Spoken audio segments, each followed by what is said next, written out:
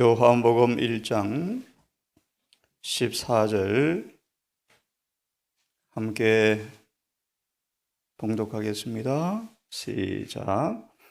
말씀이 육신이 되어 우리 가운데 거하심에 우리가 그 영광을 보니 아버지의 독생자의 영광이요 은혜와 진리가 충만하더라. 말씀이 육신이 되어서 우리 가운데 거하심에 우리가 그 영광을 보니 아버지의 독생자의 영광이요 그 안에 은혜와 진리가 충만하더라. 14절에 예수의 인간적 특성이라는 말씀을 읽고 시작하십시다. 로마서 5장 12절 19절 아주 중요한 말씀이죠.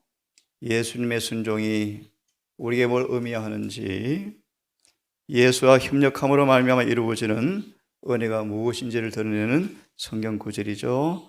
그분이 바로 중보자이시다. 그분이 바로 창조주셨다. 그분이 지금 말씀으로 하늘에서 우리의 죄를 정결케 하시는 일을 하신다라는 구절을 세 개를 인용해 놓았습니다.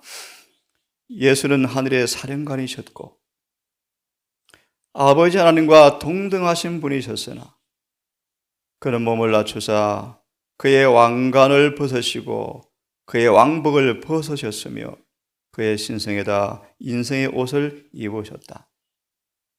그리스도의 성육신은 신비이다. 그는 사람의 아들들과는 다른 놀라운 외모를 지닌 분으로 이 땅에 오실 수도 있으셨다. 그의 얼굴은 영광의 빛으로 빛이 나게 하실 수도 있었으며 보는 자들의 매력을 끌 수 있는 그런 모습을 나타낼 수도 있으셨다. 그러나 이렇게 하는 것은 하늘 궁정에서 세우신 계획에 따르는 것이 아니었다. 그 다음부터 잘 보십시다. 그는 인간 가족의 특성들과 유대인들의 특성들을 지니도록 되어 있었다. 하나님의 아들은 모든 면에 있어서 다른 인간들이 지닌 것과 똑같은 면모를 지니도록 되어 있었다. 사람들 가운데서 그를 아주 희귀한 존재가 되도록 하는 그런 아름다움을 가져서는 안 되었다.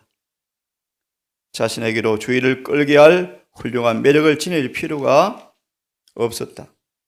그는 하늘과 땅 앞에 인간의 가족의 대표자로 오셨다. 그는 인간의 대리인과 보정인으로 서도록 되어 있었다. 사탄이 인간을 영원히 그의 소유물이 되게 하였고 하나님은 사람을 그의 손에서 구출해낼 수가 없게 만들어 놓았다는 사탄의 주장과는 상충되는 그런 방법으로 사는 인간의 생활을 하여야 하기 위해서 인간의 대표자로 오셨다. 거듭 말하면 구속의 경륜 구속은 타락해버린 인간을 구원해야 합니다. 그렇죠? 타락해버린 인간을 구원하기 위해서 예수님은 타락한 인간의 대표자의 모습을 취해 오셨습니다. 이해되셨죠? 인간은 타락해버렸으므로 자신의 소유물이 되어서 더 이상 자신의 손에서 구원해낼 수가 없다라는 마귀의 주장. 아니다. 너의 소유물이 될 필요가 없으며 구원해낼 수 있다라는 그런 방법의 모습으로 주님께서 생활하시기 위해서 이 땅에 인간의 대표자로 오셨다. 그런 뜻입니다. 우리 어제 이어서 말씀을 좀 더 드립니다. 창세기 3장 15절에 여인의 후손에 관한 영원한 복음이 선포되었을 때 사단은 이렇게 알아들었답니다. 여인의 후손이 뱀의 머리를 상하게 한다는 말을 사단은 들었을 때 인간의 성질을 타락시키는 일에 성공했다 할지라도 하나님께서 어떤 오묘한 방법으로 인류로 하여금 그 잃어버린 권리를 회복시키며 그의 정복자를 대적하여 승리하게 할 수 있음을 마귀는 알아차렸다. 여인의 후손으로 인류의 대표자로 이 땅에 오셔서 뱀의 머리를 상하게 한다는 이 영원한 복음의 선포를 듣고 마귀는 그 말의 의미를 알아들었다라고 말합니다. 그렇죠?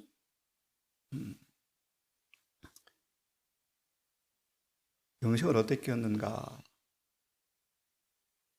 높임 197페이지 기도력에 그리스도를 통하여 아담의 후손들은 뱀의 머리를 상하게 하며 영생을 얻게 되었다.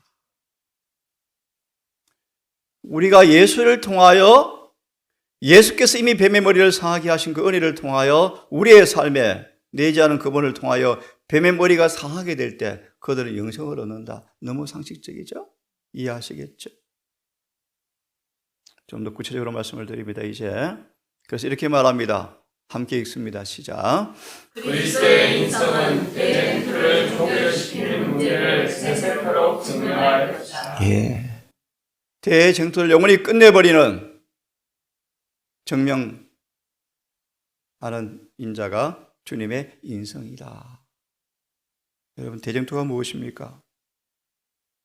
대쟁투는 율법에 관한 것이다. 그 쟁점은 율법에 대한 순종의 문제에 관한 것이다. 인류의 대표자로서 아담과 하와가 불순종으로 에덴을 잃어버렸고, 더 나아가서 방금 말씀처럼 더 이상 그들은 순종이 불가능한 문제에 놓인 마귀의 소유물이 된 그들에게도 여전히 율법은 변함이 있습니까? 없습니까? 없죠. 대쟁투의 쟁점은 바로 율법을 순종이 가능한가 하지 않는가. 그렇죠?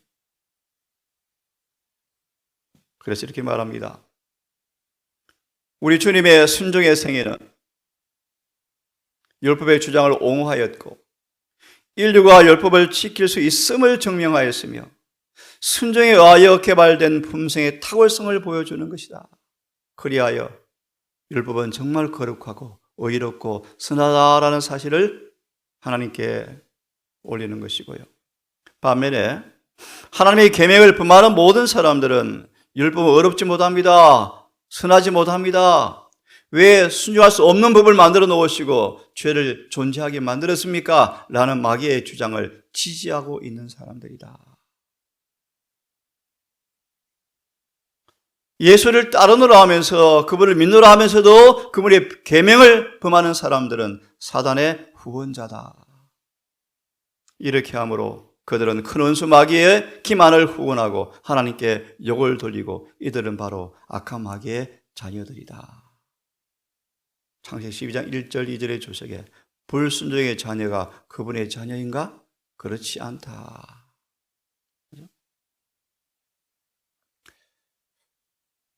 지난 시 오후에 공부한 성경 구절입니다. 하나님께서 한 몸을 예비하여서 죄를 없이 하기 위해서 한 몸을 예비하셨다. 결론입니다.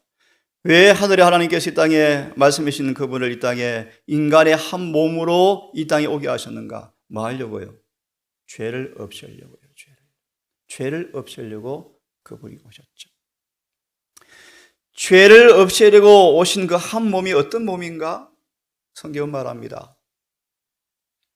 죄 있는 육신의 모양으로 오셨다. 죄를 없애려고 죄 있는 육신의 모양으로 오셨다. 율법은 육신을 의롭게 만들 수가 없습니다. 다르게 표현해드리면 타락해버린 육신들은 율법의 의의를 도무지 이룰 수가 없습니다.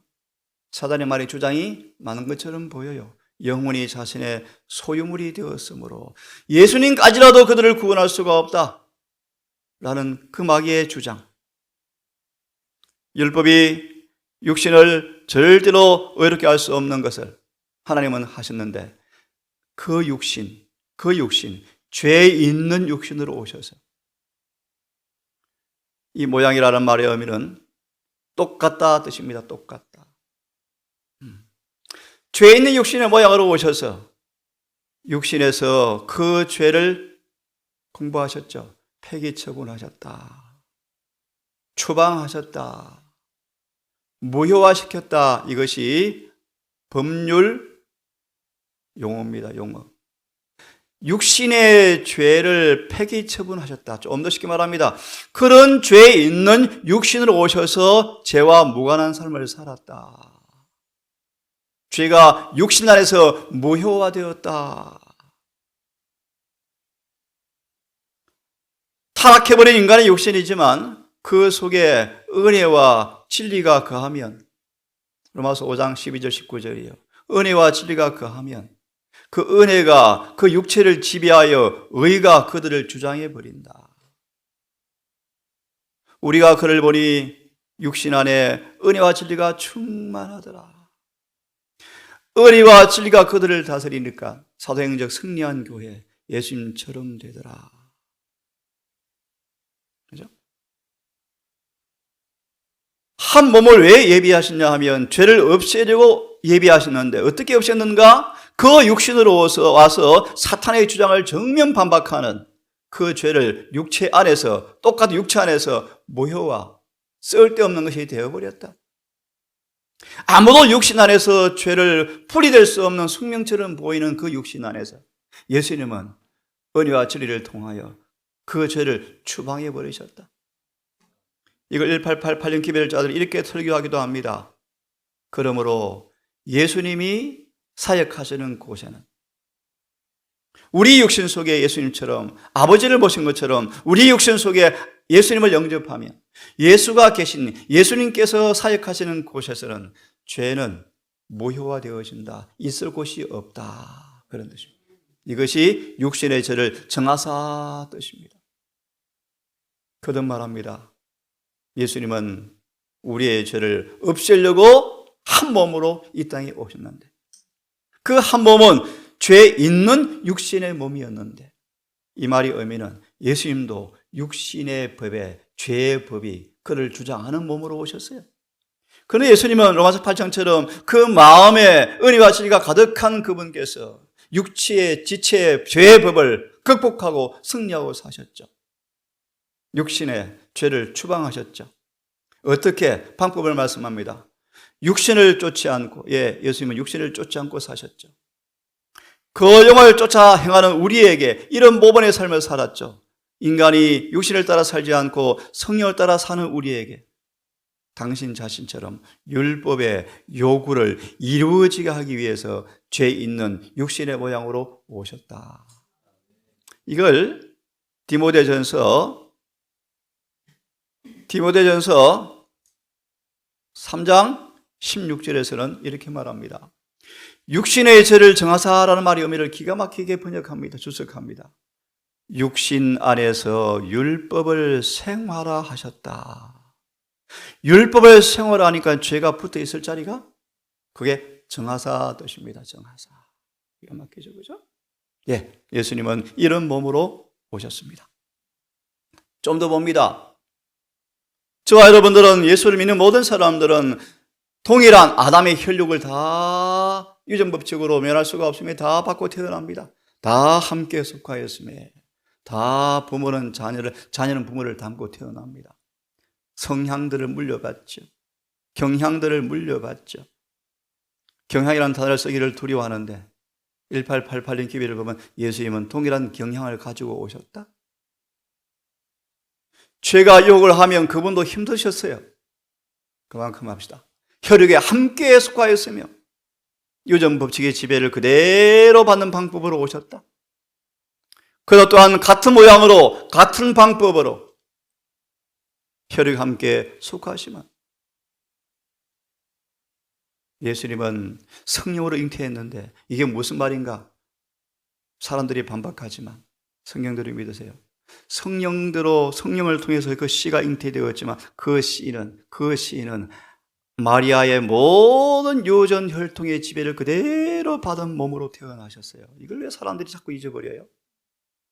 잉태된 것이 아담의 씨가 아니고 아브라함의 씨가 아니고 요셉의 씨가 아니지만 그 씨가 초자연적 능력으로 성령으로 잉태되었지만 잉태된 그 씨가 마리아의 모든 조상들, 타락한 아담의 모든 후손들이 가지고 오는 유전 법칙의 지배를 그대로 받고 태어나신 것은 사망으로 말미암아 인간의 육체는 사망이 역사하죠. 죄의 법이 역사하죠.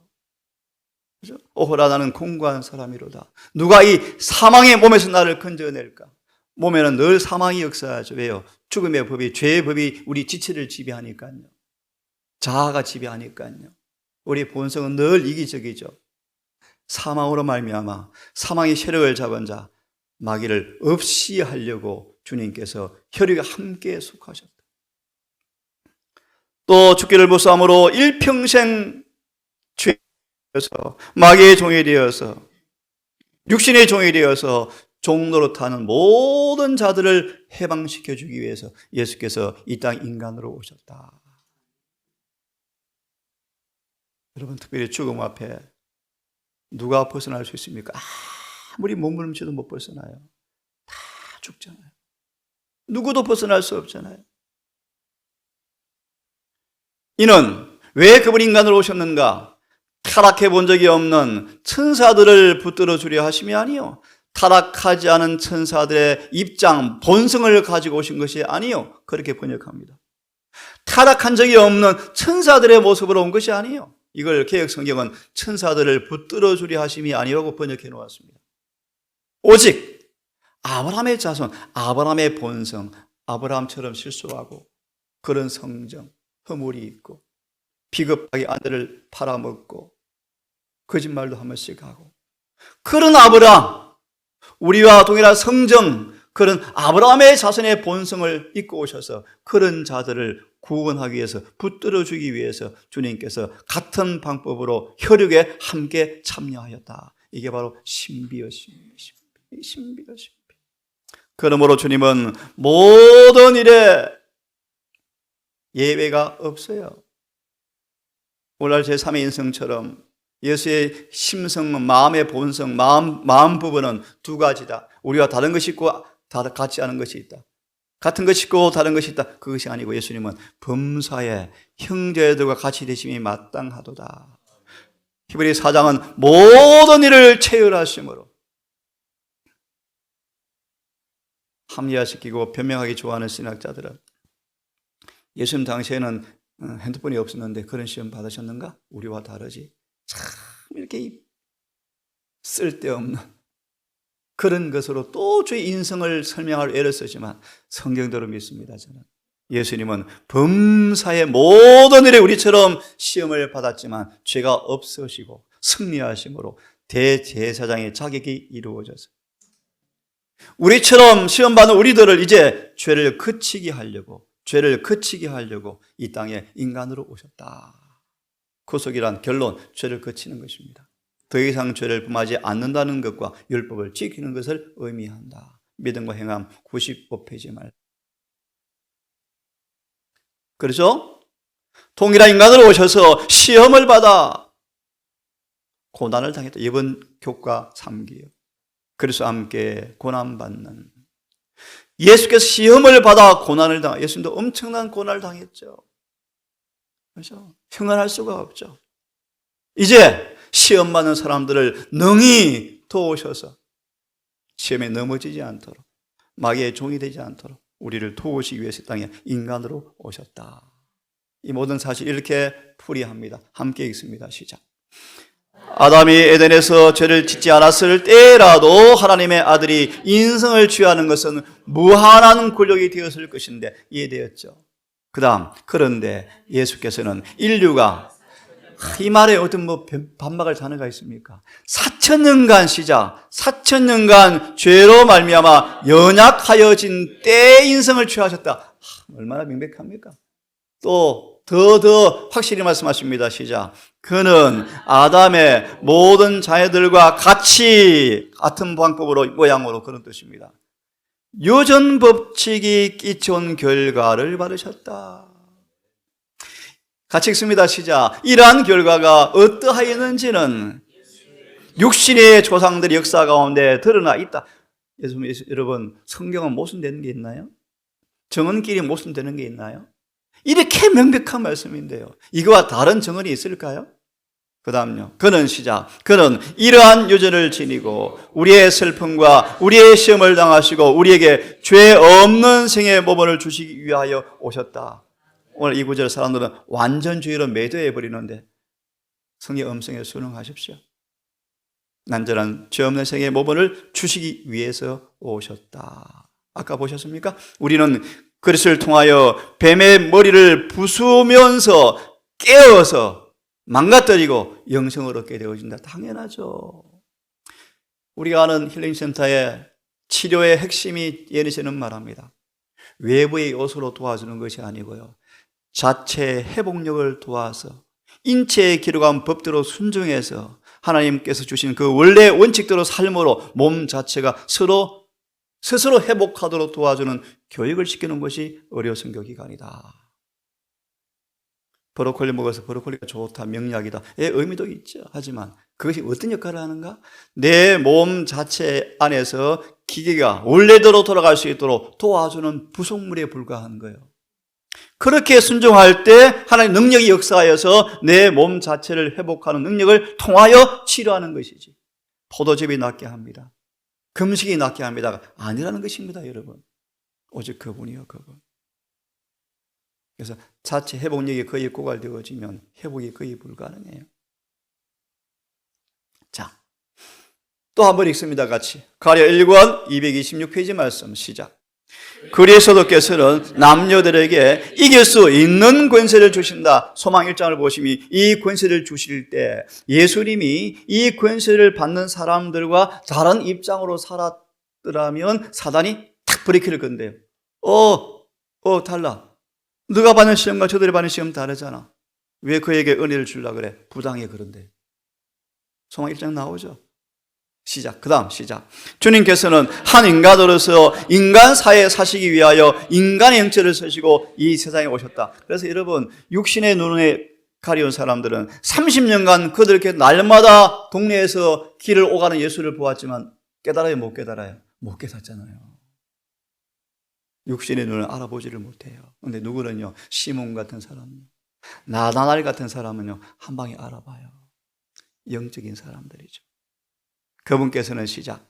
그분께서는 인간의 본성에 따르는 모든 부담들이 그래야 중보자가 되어지고요, 구속자가 되어지고요, 모본이 되어지고요, 담보인이 되어집니다.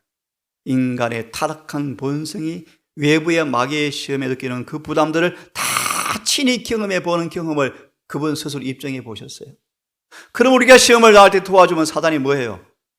할 말이 없는 거예요. 그 다음요, 시련을 당해야 할 것을 여기셨다. 시작. 주님께서는 당신의 인생 가운데서 거룩한 성품의 참여자가 되셨다. 주님은 이런 인간으로 그분이 이 땅에 오셨습니다. 자, 오늘 여기까지 말씀을 읽고 끝냅니다. 제가 하겠습니다. 율법을 왜 주어서 당신 영광 받게 하려고 인간을 창조했습니까? 왜 율법으로 피조물들을 다스립니까? 천사들은 자유로운 존재이기 때문에 스스로의 법이 되어지는데 왜 당신의 법이 우리를 올가맵니까? 율법을 이기적으로 드러내죠. 그죠? 불편해 보이죠. 사단은 우리 인간이 그 율법의 계명을 순종하는 것이 불가능하다고 선언한다. 그 표징으로 아담과 하와를 타락시켜버렸고, 타락하시킨 모든 사람들을 죄로 지금 뭐 하고 있습니까? 다스리고 있죠. 그는 시조의 타락과 거기에 따른 모든 재난 책임을 조물주에게 지우고, 왜 법을 만들었습니까? 선악과 왜 만들었습니까? 사단을 왜 만들었습니까? 하와는 남편 왜 나한테 주어서 결혼시켜서 당신이 결혼 주례했잖아요. 아담은요, 왜 내 자는 사이에 내 아내 만들었습니까? 당신 책임이잖아요. 나중에는요, 하나님께 책임을 돌리죠. 네, 이렇게 마귀가 만든다. 예수님은 이런 기만을 폭로시키실 것이었다. 사단은 죄를 영구화시키는 것이 그의 목적이에요. 죄가 합리화되어지고 율법을 지키지 못하는 것이 사실이라면 마귀는 영원히 이 땅을 자기 나라로 살아갈 거예요. 그는 예수님은 우리 중 한 사람이 되어서 순종의 모본을 주실 것이었다. 이 일을 하기 위하여 인성을 취하시고 우리의 경험을 몸소 체험하셨다. 성경 말하기를 범사에 형제들과 같이 되심이 마땅하도다. 그래서 중보자가 되셨죠. 만약 우리가 예수께서 겪지 않으신 어떤 일을 겪어야 한다면 사단은 이 점에 대하여 하나님의 능력이 사람에게 충분하지 못하다고 주장할 것이다. 사단이 얼마나 똑똑한데요. 그죠? 그래서 심판의 의미가 이사야 26장을 기억합니다. 하나님이 의로우시다라는 것을 배우는 시간이 심판이에요.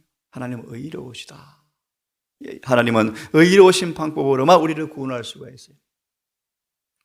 그러므로 예수께서는 모든 일에 우리와 한결같이 시험을 받으셨다. 그는 우리가 당하는 모든 시험을 겪으셨다. 여러분 아멘이죠? 그대로 믿으세요. 그는 자유롭게 써도록 주시지 않는 능력을 당신 자신을 위해서 조금도 사용하지 않으셨다. 그는 사람으로서 시험을 대하시고 하나님께서 주신 능력으로서 승리하셨다. 이런 면에 우리의 오버되라는 것입니다. 나의 하나님이여, 네가 죄에 더 행하기를 즐기오니 주의 법이 나의 심중에 있나이다. 율법의 나무가 되었습니다. 내가 율법과 똑같은 나무로 만들어 주셨네요. 이사야 60장. 의의 나무가 되어지니까 복음의 열매가 꽃이 피죠. 뜻이 이루어지죠. 어제 같이 공부했죠. 복음을 한마디로 정의하면 율법이란 나무에 맺히는 꽃입니다. 그러니까 우리 마음이 먼저 율법과 일치해야 되겠죠. 그것이 거듭남이죠.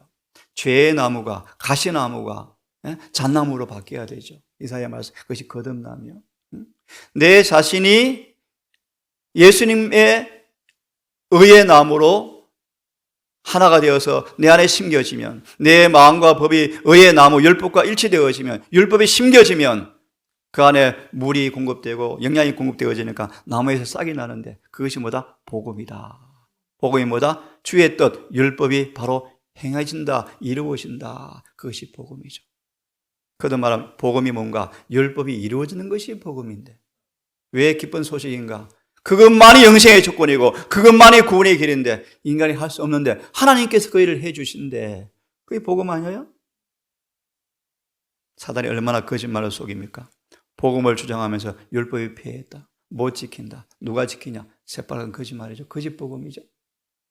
자, 예수님은 두루 다니면서 선한 일을 행하시고 사탄에게 괴로움을 받는 모든 사람을 고치시면서 사람들에게 율법의 특성과 그의 봉사의 본질을 명백하게 드러내셨다. 그의 생애는 우리도 또한 하나님의 율법을 순종할 수 있음을 증거하는 것이다. 그래서 예수의 인성이 대쟁투를 마하는 거예요. 완전히 종결짓는 답안지다.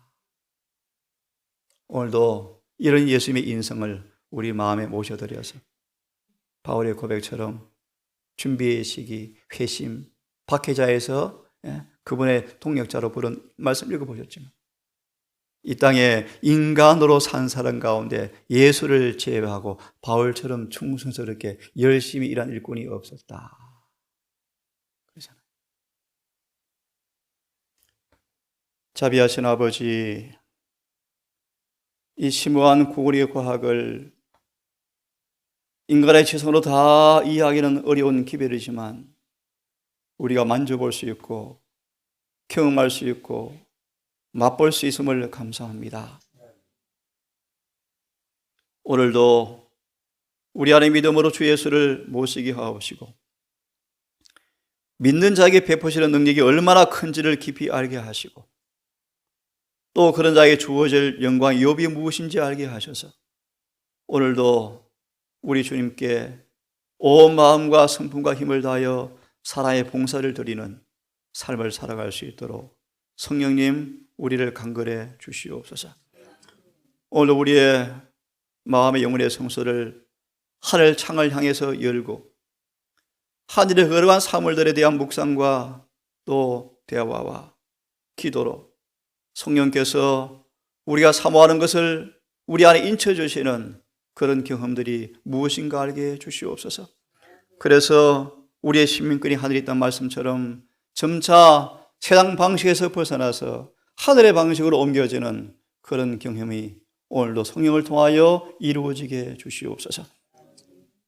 특별히 대속죄를 살아가는 하루하루 삶 속에 거울 앞에 자주 우리가 앉아서서 하나님 성령을 통하여 죄와 의와 심판을 잘 깨닫고 이 아직 주어지는 평안한 때 승천을 위해 준비된 필요한 것이 무엇인가를 잘 헤아려서 오늘도 믿음과 순종으로 또 은혜와 성령 안에서 이 좁은 길이지만 얼마나 안전하고 넉넉한지를 경험으로 알게 하셔서 하늘 가는 재림 성도의 모습으로 오늘도 승리할 수 있도록 도와주시옵소서.